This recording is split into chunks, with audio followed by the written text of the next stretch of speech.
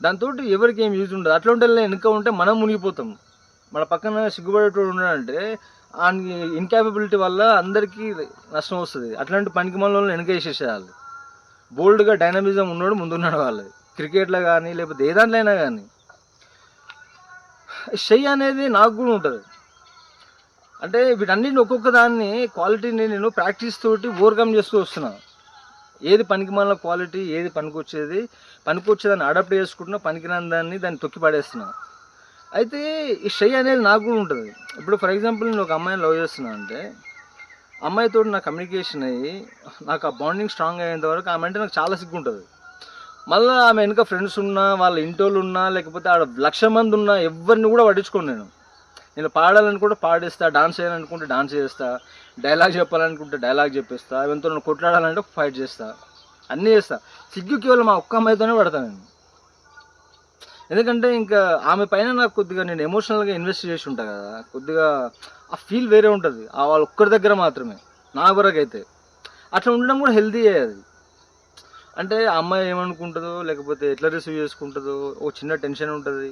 ఆమెకు పాజిటివ్గా వెళ్తుందా, నెగిటివ్గా వెళ్తుందా అనే ఒక భయము. తర్వాత ఆ అమ్మాయిని మనం 100% ఆమె ప్రియారిటీలో ఉంటుంది కాబట్టి తనను మనము అది చేసుకోవాలి, ఓన్ చేసుకోవాలి అనేది ఒకటి ఉంటుంది అక్కడ.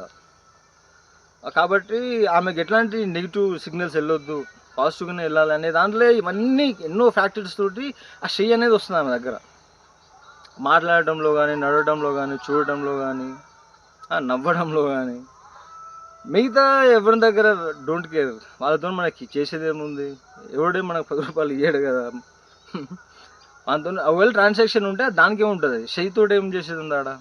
రెస్పెక్ట్ ఇవ్వచ్చు మనం, we should have to respect them, elder people, లేడీస్ని. కానీ షై ఎందుకు, ఏది అనుకొని ఏది చేస్తున్నాం మనం అనేది చూసుకోవాలి డిఫరెన్స్. రెస్పెక్ట్ ఇవ్వడం వేరే, మళ్ళీ షై వేరే, ఆ ప్రేమ చూపించడం వేరే. షై అనేది అమ్మాయి వన్స్ నాకు మళ్ళీ బాండింగ్ అయిందంటే ఆమెతో ఏమి ఉండదు నాకు. అట్లా అని చెప్పి ఆమె క్రిటిసైజ్ చేసేది, ఓవర్లుక్ చేయడం ఏమి ఉండదు. కానీ ఆల్రెడీ ఓన్ అయిపోయింది కదా, నా పర్సన్ అయిపోయింది కాబట్టి ఆమెతో నాకు షై ఏంటిది ఇంకా. కాబట్టి ఇట్లాంటిది ఇప్పుడు ఆమె అయినా సరే సేమ్ ఇదే వర్తిస్తుంది.